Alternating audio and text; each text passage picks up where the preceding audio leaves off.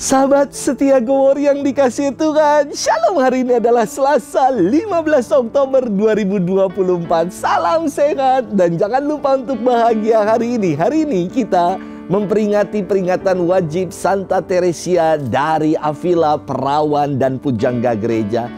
Teresia Sanchez Capeda Davila Ahumada. Wah, panjang juga namanya. Lahir di Avila dan dikenal dengan sebutan Santa Teresia dari Yesus. Ia lahir di Avila, Spanyol pada 28 Maret tahun 1515. Pada usia 17 tahun, ia masuk biara Karmelit dan hidup sebagai seorang biarawati yang saleh. Setelah mengucapkan kaulnya, Teresia sakit keras dan kondisinya diperparah karena bantuan medis yang tidak memadai kala itu. Kesehatannya tidak pernah sepenuhnya pulih sampai akhir hidupnya. Suatu hari, di hadapan lukisan Yesus, ia merasakan suatu kepedihan yang mendalam bahwa selama ini ia tidak mampu mencintai Tuhan dengan sepenuh hati. Ia memberikan diri seutuhnya bagi Tuhan dan tidak peduli betapapun besarnya pengorbanan yang harus ia lakukan. Siang malam, ia menghabiskan waktu untuk membangun relasi dengan Tuhan dalam doa.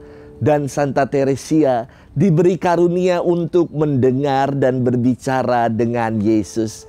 Teresia menerima berbagai penglihatan atau vision, maka ia disebut sebagai seorang mistikus. Selain itu, Teresia juga disebut sebagai pujangga gereja. Ia menuliskan pengalaman-pengalaman rohaninya, pengalaman-pengalaman mistiknya yang sungguh sangat mendalam. Dua karyanya yang terkenal adalah Jalan Kesempurnaan dan Puri Batin.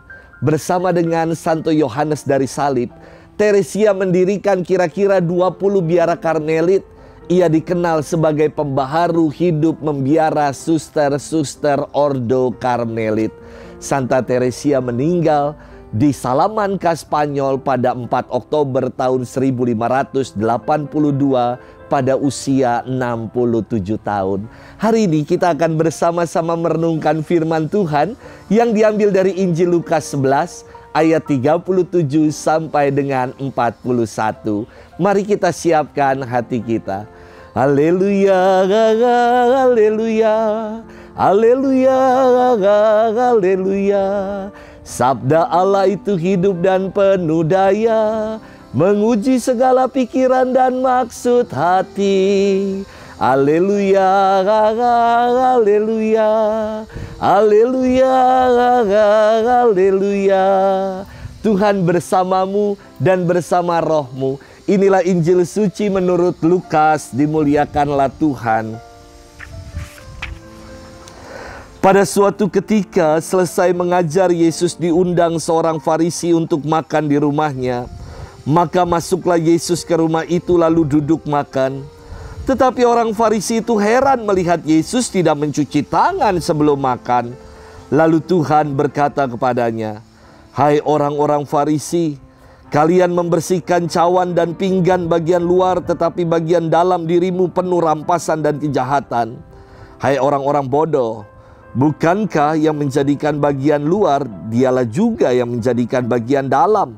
Maka berikanlah isinya sebagai sedekah, dan semuanya akan menjadi bersih bagimu." Demikianlah sabda Tuhan. Terpujilah Kristus. Sahabat setia Gowor yang dikasihi Tuhan, Shalom. Zaman sudah berubah. Di pasca pandemi, hidup higienis semakin digiatkan. Dulu, saya biasanya kalau mau makan, cukup dengan baca mantra ini. Manmin, manmin, kuman jadi vitamin. Langsung tanpa cuci tangan, hajar, makan.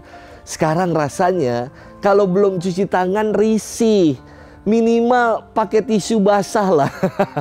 Supaya ya udah ada basah-basahnya dikit. Yang penting rasanya bisa langsung makan dengan nyaman. Enggak lagi pakai mantra manmin, manmin, kuman jadi vitamin. Sahabat setia Gowor yang dikasihi Tuhan, Sebagai guru, Yesus memiliki metode pengajaran yang kreatif dan istimewa. Hari ini, Yesus melakukan tindakan simbolis sebagai bentuk pengajarannya yang kreatif. Ketika ia diundang makan di rumah seorang Farisi, ia masuk ke rumah orang itu lalu duduk makan tanpa cuci tangan, sehingga membuat orang-orang Farisi menjadi geram karena hal itu bertentangan dengan adat istiadat dan kebiasaan mereka.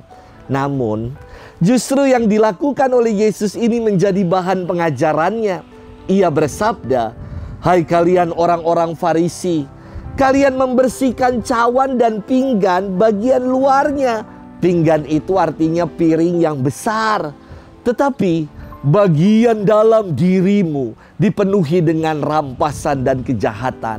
Hai orang-orang bodoh, bukankah yang menjadikan bagian luar, dialah juga yang menjadikan bagian dalam? Maka berikanlah isinya sebagai sedekah dan semuanya akan menjadi bersih bagimu. Tindakan simbolis yang dibuat oleh Yesus menjadi pengajaran bahwa kita diajak untuk bersih luar dan dalam. Tidak sibuk dengan membersihkan yang bagian luaran-luarannya, namun bagian dalam, yakni hati, dipenuhi dengan kebencian, kemarahan, iri hati, dan dendam. Yesus ingin membongkar kedok-kedok orang-orang Farisi yang bersembunyi di balik nama agama. Merasa diri agamis, tetapi dipenuhi dengan ketamakan, kerakusan, dan dosa.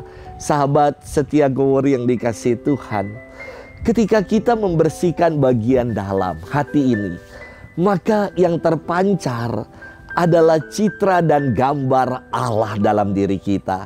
Jadi jangan lagi hanya sibuk dengan ngurusi riasan bagian luar. Mari kita berbenah diri agar bersih bagian dalam. Itulah juga yang nampak dalam keseharian, dalam kehidupan nyata kita. Selamat bermenung.